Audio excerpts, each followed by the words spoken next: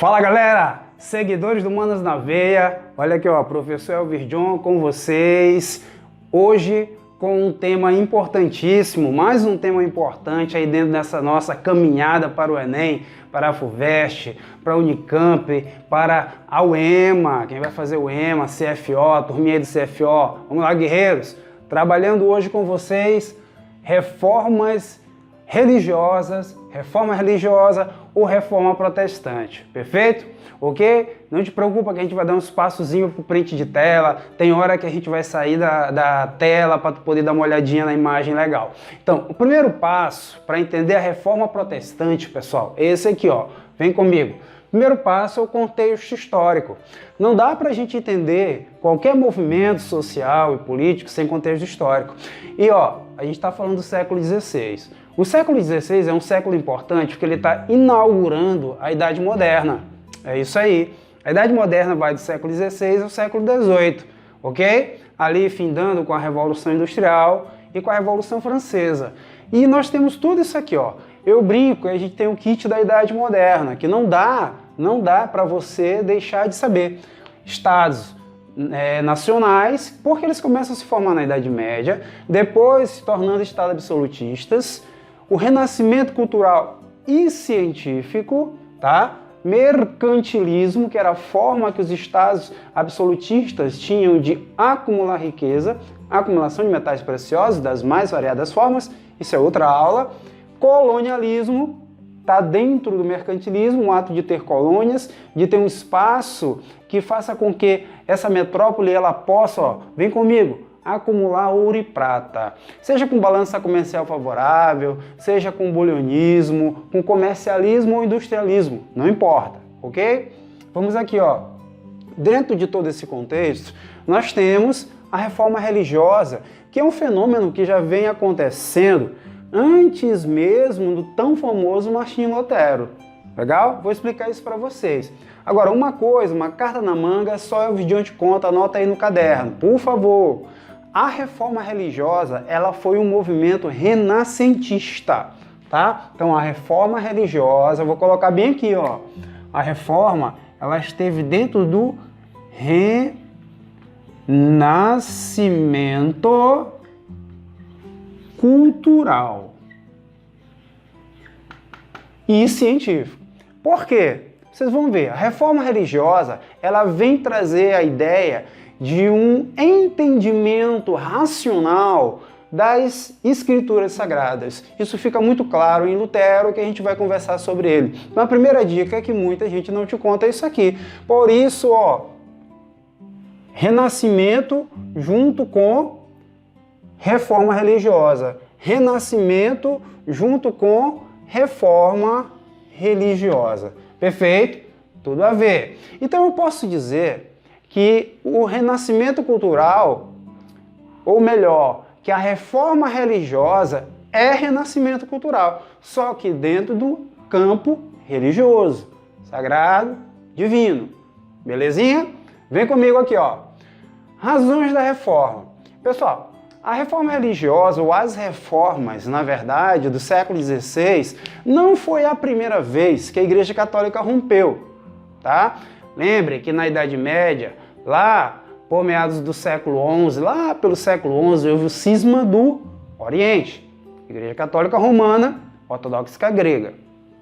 Outro momento, nós vamos ter o cisma do Ocidente, quando a Igreja Católica chega a ter até 3 papas. Também não faz parte da nossa aula agora. Aqui já é o terceiro momento que nós temos de rompimento das igrejas cristãs. Mas, cuidado, é o seguinte, no que diz respeito à Igreja Católica, essa aqui é a segunda vez que ela se divide definitivamente. Porque a primeira vez foi lá no cisma do Oriente. O cisma do Ocidente não foi definitivo, houve uma reunificação. Aqui não, aqui vai ter uma divisão definitiva. Então é a segunda divisão definitiva da Igreja Católica Romana, ok? Vamos lá, ó. Agora, quais razões vão levar a isso? Primeiro, o fortalecimento dos estados absolutistas enfraquece a Igreja. Muitos monarcas vão começar, pessoal, a ter mais autoridade que a Igreja até confiscar seus bens. Nesse contexto, vem o surgimento da prensa, que surge a imprensa, devido ao renascimento cultural, que vão divulgar as ideias de forma mais rápidas, né?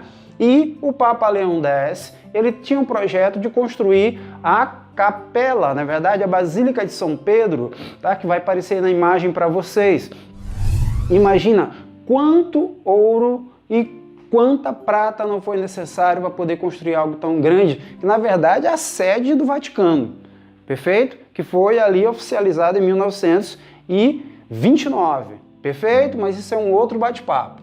Legal, então Leão X, ele vai legalizar a venda das indulgências.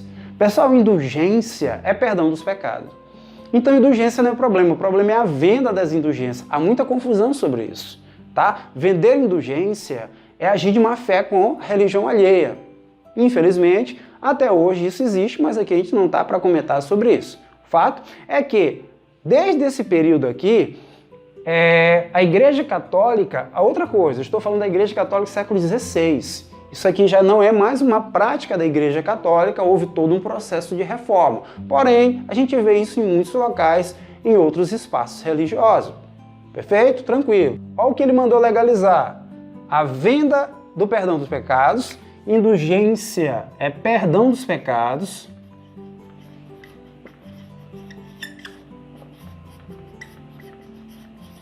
legal? E a prática da simonia, que é a venda de cargos religiosos, a gente pode colocar como cargos eclesiásticos e de relíquias sagradas, tá? O espinho que feriu a testa de Jesus, o leite do seio de Maria, né? Ali os restos mortais de algum santo, que você poderia olhar e só de olhar aqueles restos mortais você já estaria salvo, sair do purgatório. Ou então até mesmo uma lasca, tá, da cruz de Jesus, o prego que furou as mãos ou os pés de Jesus.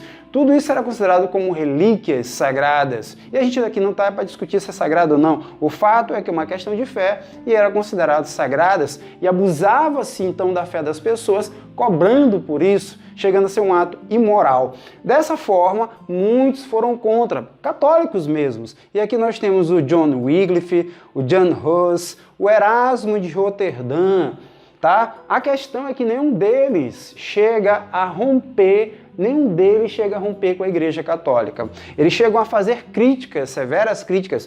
O Erasmo de Roterdã, eu te recomendo, Elogio à Loucura.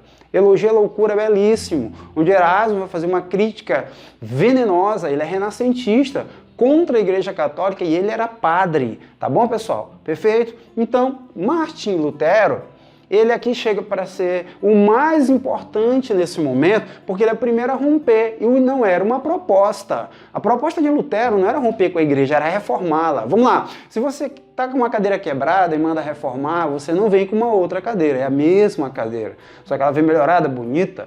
Lutero nunca quis criar uma outra igreja, isso vai ser o resultado da própria intolerância da Igreja Católica contra Lutero e de seus seguidores.